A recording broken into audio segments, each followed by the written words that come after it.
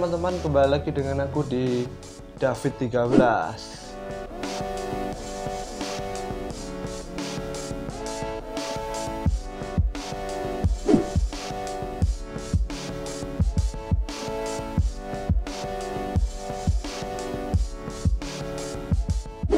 Dan hari ini aku mau nge-review, dan by the way aku udah di Salatiga lagi. Dan setelah perkopian di Prokerto dan perkulinerannya, dan sekarang pulang-pulang nih ada kabar kalau di Kopi Kenangan itu masih ada promo, beli satu gratis satu kopi susu. Dan ini aku udah beli nih. Ini kelihatannya emang setengahnya ya. Ya aneh juga sih kalau orang yang belum tahu gitu. Nah, ini no ice. Kenapa aku beli no ice? Karena aku nggak tahu bakal minumnya kapan, dan ternyata aku ada waktu buat minum. Oh wow, aku baru tahu nih, World Branding Awards Brand of the Year 2020 sampai 2022 espresso only halal MUI. Ini aku take away ya, kayak gini sih ya, cuma segini aja. Dan by the way, ini tuh lagi ada promo. Tadi aku udah bilang kan, ini di Salatiga tiba-tiba jadi ada banyak kopi kenangan. Dan by the way, sekarang kopi kenangan jadi salah satu kopi yang lagi naik daun ya, mungkin hampir mengalahkan keeksisannya Janji Jiwa. Kalau di kota-kota yang nggak terlalu besar kayak Salatiga gitu kan, kayak franchise kopi gitu cuma ada satu, kayak Janji Jiwa gitu cuma ada satu. Tapi kalau kopi Kulo kayaknya udah nggak ada di Salatiga. Yang kerennya itu kopi kenangan. Jadi dia merambah di setiap sektor perekonomian di Salatiga. Jadi ada banyak tuh, ada di beberapa SPBU dan di beberapa outlet juga ada ya. Jadi keren ya, mereka bisa nekat bikin kayak gitu. Dan sebelumnya aku coba dulu nih si kopi kenangan. Sebelumnya aku gini dulu, di shake kental banget nih. Kata nggak sih kalau dia turunnya jadi lama. Oh, ini tipe gula aren yang kental, tapi nggak sekental yang kemarin yang chat time itu. Tapi sih bakal kerasnya kalau ini itu manis banget. Dan kalau kalian mau lihat yang ice sama no ice kayak gini, nah nih kayak gini nih, kelihatannya bakal beda banget ya.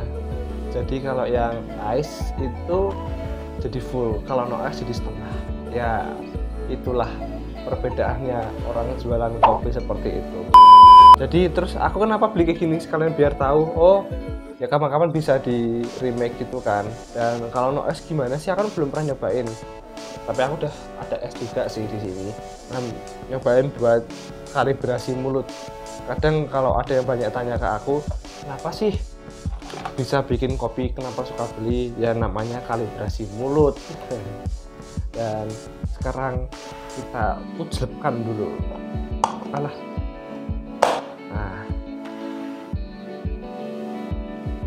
rasanya manis banget sih kalau gini sih, dan gurih. Oke mas, jadi aku bakal inget-inget kapan-kapan aku bisa membahas ngopinya pakai gelas ini, biar kita tahu. Kita aduk sampai bener-bener aduk dulu. Ini bener-bener kental, lebih kental daripada kopi botolan. Gurihnya sih nggak yang terlalu gurih yang ekstrim gitu ya. Jadi aku cobain dulu, coba lagi. Iya benar. Tapi dari segi kegurihannya sih ya lumayan sih ya. Terus aku kasih es aja sini. Ini aku udah ada es, udah lagi gepuk es batu. Gepuk bahasa Indonesianya apa yuk? Dan kita masukin es batu aja nih. Kita masukin sampai full, karena aku nggak mau jadi eman-eman dan jadi kemanisan banget kalau nggak dikasih es batu. Nih lihat nih, ini aku pakainya es batu yang banyak banget dan ini belum full. Ya gitulah, aku niatnya bukan mau bilang kalau kayak gini tuh banyak es batunya aja. Nah, kan aku kan juga tukang bikin es kopi susu, jadi biar tahu oh ternyata segini tuh kalau orang ngasih es batu dikasihnya banyak. Dan ini aku udah kasih es batu sampai full.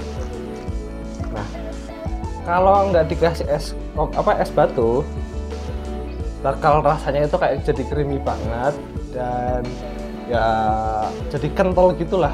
Emang kalau kopi susu kayak gini tuh emang cocoknya buat dibikin dikasih es banyak gitu. Juga mereka kan mungkin pakai kopi yang lumayan strong gitu, terus pakai creamer biar ningkatin rasa creaminya gitu. Kita cobain aja nih. Tuh kan, dikasih es batu, dia tetap creaminya tetap masih ada.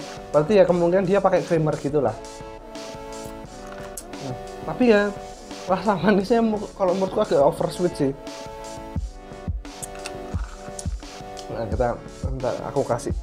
Tapi kalau dikasih es batu lagi nanti jadi tambah manis ya. Jadi aku tadi bikin es batu banyak banget, di sana tinggal segini nih. Dan menurutku ini salah satu kopi yang manisnya lebih kerasa manis daripada di Chai Time ya. Kalau beberapa aku nyobain mungkin nggak semanis ini, nggak tahu juga sih. Terus kan yang namanya kopi kayak gitu kan franchise, jadi kita nggak tahu tiap outlet itu bakal beda-beda rasanya. Kayak aku nyobain gacoan di kota-kota yang berbeda kayak di Salatiga atau Purwokerto gitu, walaupun sama-sama gacoan, tapi kan yang namanya franchise bakal beda tangan beda rasa lah, seperti itu. Gacoan walaupun masih sama enaknya, tapi masih ada hal yang sedikit berbeda gitu kan. Terus kalian ngerasain nggak kalau beli misalnya makanannya franchise gitu, misalnya kalian beli hari ini sama besok itu rasanya udah bakal beda, karena ya namanya franchise juga kan. Tapi ya enak sih. Tapi yang ini nih, kalau tipikal kopi, lihat nggak sih aku pakai lighting di sini kayak di Purwokerto kan kalau jadi kelihatan. Nah, kalau kalian lihat ini kopinya itu jadi kental coklat banget gara-gara si itunya, gula arennya. Oh ya, aku belum bahas ya kalau ini tuh kopi kenangan tuh ya rasanya robusta banget sih. Oh ya, dan by the way, sedikit membahas lagi, kalau di sana itu espressonya itu udah gini, pakai espresso yang mesin kayak kayak gini lah. Aku kurang paham tentang espressoan dan menghasilkan kopinya itu jadi kopi yang beneran outputnya itu beneran nggak ya gimana sih ya. Aku kalau membahas espresso gitu, walaupun aku ngomongin tentang espresso mesin atau enggak gitu kan, aku sama aja kalau bikin kopi susu pakai mocha pot atau aeropress entahlah. Oh ya, dan by the way juga aku pernah tanya-tanya sama penjualnya. Ya aku kan punya kenalan yang kerja di kopi kenangan. Kalau bikin kopi kenangan tuh berapa gram? Terus dijawabnya pakai 18 gram. Nah, 18 gram itu mungkin jadi double shot ya. Jadi 1 gram, 1 shotnya itu jadi sekitar 9 graman. Nah, seperti itu. Nah, mungkin outputnya jadi 60 sekian kan. Nah, itu kalian bisa ngulik deh.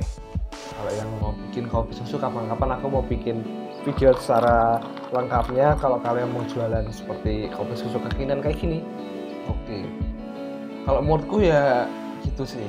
Ya sebagai penutupan dari aku bikin kopi susu pada kemarin-kemarin, yang nomor 1 itu ya jelas kopinya dulu kita membahas.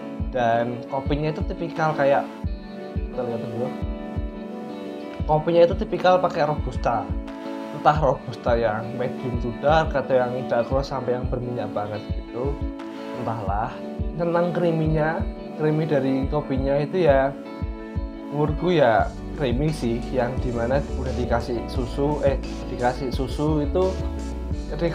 es itu dia nggak sampai kerasa encer gitu, jadi tetap kerasa nggak watery gitu. Gimana sih kalian ngerasainnya kalau jadi balance gitulah antara kopi sama si creamy susunya gitu, creamy susu yang dikasih creamer mungkin ya.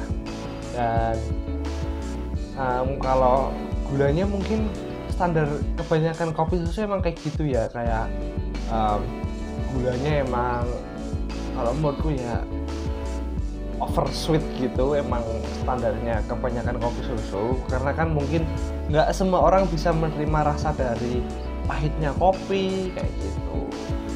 Nah ya gitu aja sih, mungkin ini salah satu review tentang kopi susuku yang terpanjang, karena aku juga ngulik kopi susu juga kebetulan, jadi kita lebih membahas saja. Dan nextnya mungkin kita bahas kopi susu lagi, bahas single origin lagi, nah kayak gitu. Dan gitu aja teman-teman, daripada kita kepanjangan bahasnya. Terima kasih sudah nonton dan salam kopi ya.